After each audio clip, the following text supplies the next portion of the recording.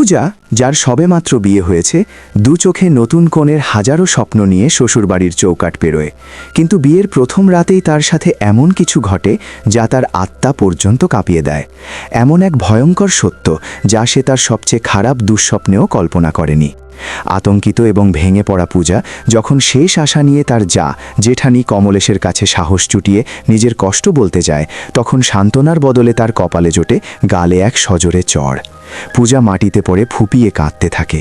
শেষ পর্যন্ত একজন নতুন কনের সাথে এত বড় প্রতারণা আর জুলুম কেন হলো? এই গল্প আপনাকে নাড়িয়ে দেবে এবং শেষে এক গভীর শিক্ষা দিয়ে যাবে। কিন্তু এই ভয়াবহ রাত পর্যন্ত পরিস্থিতি কিভাবে পৌঁছাল? এর জন্য আমাদের গল্পের পাতা একটু পিছন দিকে উল্টাতে হবে। গল্পের মূল কেন্দ্রবিন্দু হল কমলেশ। কমলেশ একজন দায়িত্বশীল গৃহিণী যে একটি বড় পরিবার সামলায়। তার পরিবারে আছে তার স্বামী, একটি ছোট মেয়ে, শাশুড়ি, শ্বশুর, এক নীরব ঠাকুমা এবং তার দেওর অরুণ। কমলেশের কাছে অরুণ শুধু দেওর নয়, তার নিজের ছেলের থেকেও বেশি। সময় তার গতিতে এগিয়ে চলে। অরুণ এখন বড় হয়েছে এবং পুরো পরিবার তার বিয়ের জন্য মেয়ে দেখতে যাচ্ছে। যে মেয়েটিকে দেখতে পুরো পরিবার যাচ্ছে তার নাম পূজা। ইংলিশ অনার্সে বিয়ে করা পূজা নিজের কথা এবং আত্মবিশ্বাসে সবার মন জয় করে নেয়। সে যখন তার মিষ্টি গলায় একটি ইংরেজি গান গেয়ে শোনায়, তখন পুরো পরিবার যেন তার ওপর ফিদা হয়ে যায়। অরুণ তো তাকে দেখেই মন হারিয়ে ফেলে। কিন্তু ওই ঘরে একজন মানুষ ছিল যার মুখে হাসির বদলে ছিল দুশ্চিন্তা। কমলেশের কাছে পূজার এই মডার্ন এবং স্পষ্টবাদী চালচলন একদম ভালো লাগেনি। কিন্তু অরুণের জেদ আর খুশির কাছে কমলেশকে হার মানতে হয়। অনিচ্ছা সত্ত্বেও সে এই বিয়েতে রাজি হয়। সেই দিনই ধুমধাম করে আংটি বদল হয়ে যায়। পূজার আঙুলে অরুণের নামের আংটি শোভা পায়। কিন্তু কেউ জানত না যে এই আনন্দ মাত্র এক রাতের অতিথি। পরের দিন সকালে কমলেশ তার শাশুড়ির সাথে অটো করে কোথাও যাচ্ছিল। হঠাৎ রাস্তায় তাদের নজরে পড়ে এক বিশাল ভিড় এবং শোরগোল। কিছু মানুষ রাস্তায় বিক্ষোভ করছিল। তখনই ভিড়ের মাঝে কমলেশের নজরে এমন একটি মুখ পড়ে যা দেখে তার পায়ের তলা থেকে মাটি সরে যায়। সে প্রকাশ্যে রেগে ওঠে এবং হুকুম দেয় যে এই সব নাটক এখনই বন্ধ করো। রাগে অগ্নিশর্মা হয়ে কমলেশ এগিয়ে যায়, পূজার হাত ছটকা দিয়ে ধরে এবং তার আঙুল থেকে বাগদানের আংটিটি নির্দয়ভাবে টেনে খুলে নেয়। এক নিমেষে সে সেই সম্পর্ক ভেঙে দেয় যা কালই তৈরি হয়েছিল। কমলেশ যখন এই তুফান নিয়ে ঘরে ফেরে, তখন বাড়িতে হুলুস্থুল পড়ে যায়। কমলেশের স্বামী তাকে আয়না দেখিয়ে বলে যে বিশৃঙ্খলা তুমি না ভেবে চিন্তে করেছ তা এখন তোমাকেই সামলাতে হবে। বেচারা অরুণও অনেক মিনতি করে, বোঝানোর চেষ্টা করে যে পূজার চিন্তা ভুল নয়। কিন্তু কমলেশ তার অহংকারে অন্ধ হয়ে গিয়েছিল। সে কারোর কোনো কথা শুনতে রাজি ছিল না। কিছুক্ষণ পর গল্পে এক আবেগপ্রবণ মোড় আসে। নিজের সম্পর্ক বাঁচাতে এবং নিজের কথা বোঝাতে পূজা নিজেই কমলেশের কাছে পৌঁছায়। সে খুব নম্রভাবে ক্ষমা চেয়ে বলে যে যদি আমরা ন্যায়ের জন্য এবং অন্যের অধিকারের জন্য রুখে না দাঁড়াই, তবে এই পৃথিবী ধীরে ধীরে ধ্বংস হয়ে যাবে। কমলেশ পুরনো চিন্তাধারার হলেও সে পূজার কথার গভীরতা অনুভব করতে পারে। তার মন গলে যায় এবং সে হেসে বলে যে আমার কথা বুঝতে একটু দেরি হয়, কিন্তু একবার বুঝে গেলে আমি ন্যায়ের পথ ছাড়ি না। এই বলে কমলেশ সসম্মানে সেই আংটি আবার পূজাকে ফিরিয়ে দেয়। অবশেষে সানাই বাজে এবং অরুণ ও পূজা বিবাহ বন্ধনে আবদ্ধ হয়। কিন্তু বিয়ের এই জাঁকজমকের আড়ালে এক সমস্যা লুকিয়েছিল। বিয়ের দিন পূজার শরীর খুব খারাপ ছিল। প্রচণ্ড জ্বর এবং গায়ে ব্যথায় তার অবস্থা ছিল নাজেহাল। বিয়ের পিঁড়িতেও সে ওষুধের সাহায্যে কোনো মতে নিজেকে দাঁড় করিয়ে রেখেছিল। বিয়ের সমস্ত নিয়ম শেষ হওয়ার পর আসে সেই রাত যাকে প্রত্যেক নতুন কনে তার জীবনের সবচেয়ে সুন্দর রাত মনে করে, বাসর রাত। অরুণ ঘরে আসে এবং কিছু আনুষ্ঠানিক কথাবার্তার পর সে পূজার কাছে আসতে শুরু করে। পূজা, যে ব্যথায় আর জ্বরে ভেঙে পড়ছিল, খুব স্পষ্ট শব্দে অরুণকে বলে, আমার শরীর খুব খারাপ, প্রচণ্ড জ্বর আর সারা শরীর ব্যথায় ফেটে যাচ্ছে, প্লিজ আজ আমরা কিছুই করব না। কিন্তু অরুণের উপর যেন লালাসা আর স্বামী হওয়ার অহংকারের ভূত চেপেছিল। সে পূজার কোনো কথাই শুনল না। পূজার লাগাতার মিনতি, কান্না আর বাধা দেওয়া সত্ত্বেও অরুণ তার অন্ধ পুরুষত্বের নেশায় তার সাথে জবরদস্তি করল। নতুন কনের সেই সোনাজি স্বপ্নগুলো সেই বিছানাতেই পিষে দেওয়া হলো। সকালের আলো ঘরে এলো, কিন্তু পূজার দুনিয়ায় চিরকালের জন্য অন্ধকার নেমে এলো। সে ব্যথায় আর ট্রমার মধ্যে শুধু কেঁদে যাচ্ছিল। অরুণ তাকে চুপ করানোর চেষ্টা করে যেন খুব সামান্য কোনো ব্যাপার হয়েছে। সে অধিকার নিয়ে বলে, আরে আমি তোমার স্বামী, এটা তো আমার অধিকার, বিয়ের পর তো এসব হয়। এটা শুনে পূজার ভেতরের কষ্ট এক আর্তনাদে ফেটে পড়ে। সে কাঁদতে কাঁদতে অরুণের চোখের দিকে তাকিয়ে বলে, অধিকার নয়, তুমি আমার উপর ধর্ষণ করেছ। ধর্ষণ শব্দটি শুনে অরুণ স্তব্ধ হয়ে যায়, কিন্তু নিজের জঘন্য কাজের জন্য লজ্জিত হওয়ার বদলে তার পুরুষত্বে আঘাত লাগে। সে রাগে চিৎকার করে বলে, যদি তোর মনে হয় আমি কিছু ভুল করেছি, তবে যা বাইরে গিয়ে চিৎকার করে সবাইকে বলে দে। এই বলে সে নির্দয়ভাবে পূজাকে ঘর থেকে বের করে দেয়। কাঁদতে কাঁদতে পূজা যখন উঠানে আসে, তার নজরে পড়ে কমলেশকে। কমলেশ বাড়ির আর পাড়ার কিছু মহিলাদের সাথে কথা বলছিল। পূজার কানে কমলেশের গলার শব্দ পৌঁছায়। মেয়েরা কোনো বোমা ফাটার ভয়ে যতটা না ভীত হয়, তার থেকে বেশি ভয় পায় নিজের সম্মান নিয়ে তামাশা হবার ভয়ে।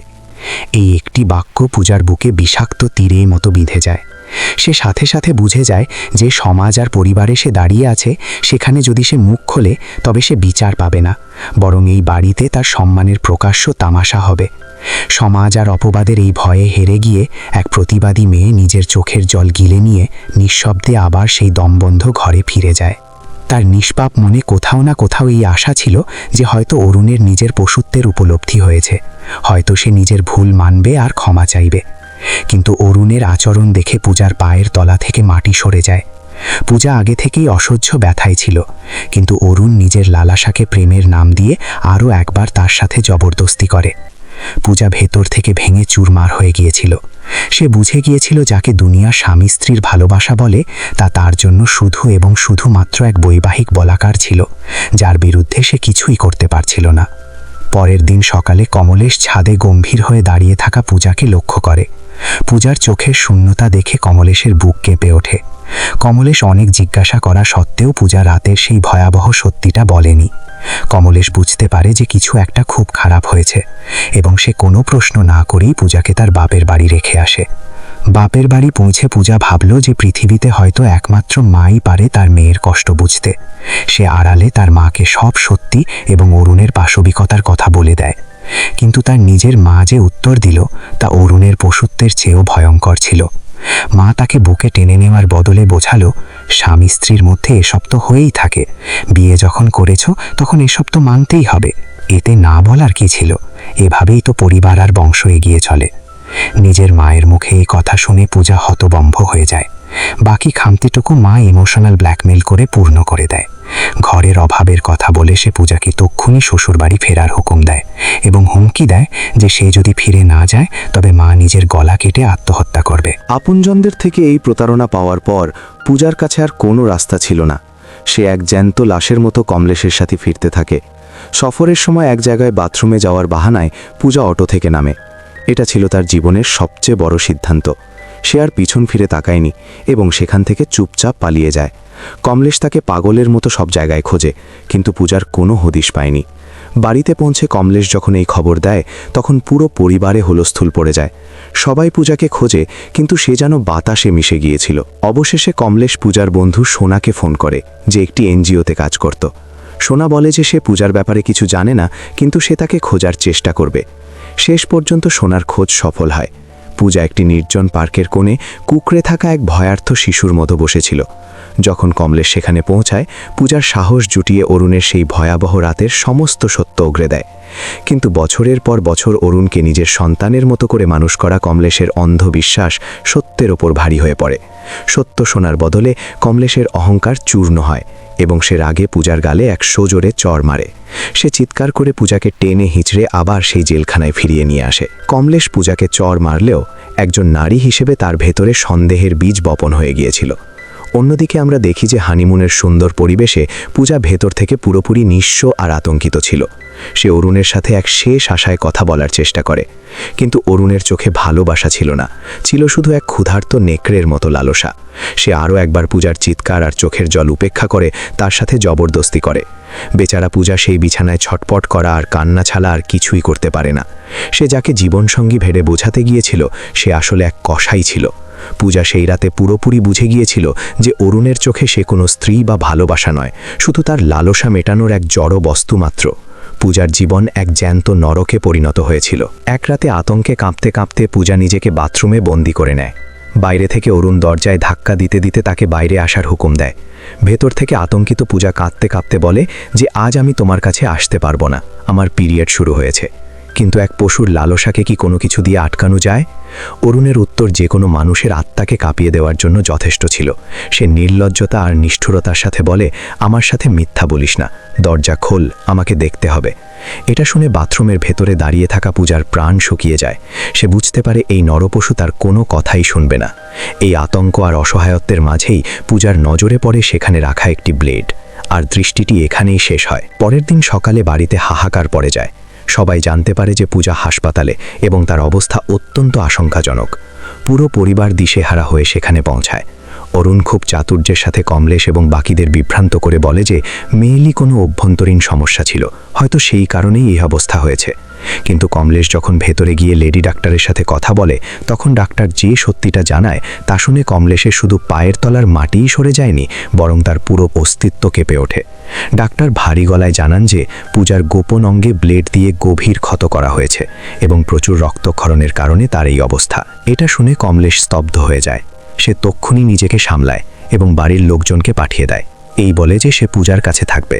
জ্ঞান ফেরার পর কমলেশ যখন পূজার পাশে বসে, তখন পূজা চোখের জলে ডুবে সেই তিক্ত সত্যটা বলে যা তাকে এই চরম পদক্ষেপ নিতে বাধ্য করেছিল। এই যন্ত্রণা শুনে কমলেশ ভেতর থেকে ভেঙে পড়ে। সেই রাতে কমলেশ যখন বাড়ি ফেরে, পূজার কষ্ট অনুভব করার জন্য সে নিজে বাথরুমে যায় এবং হাতে সেই ব্লেডটি তুলে নেয়। সে সেই ব্লেডটি নিজের ত্বকের ওপর রেখে সেটাই করার চেষ্টা করে যা পূজা করেছিল, কিন্তু ব্লেডের সামান্য স্পর্শেই তার হাত কেঁপে ওঠে। সে ব্লেডটি ফেলে দেয়।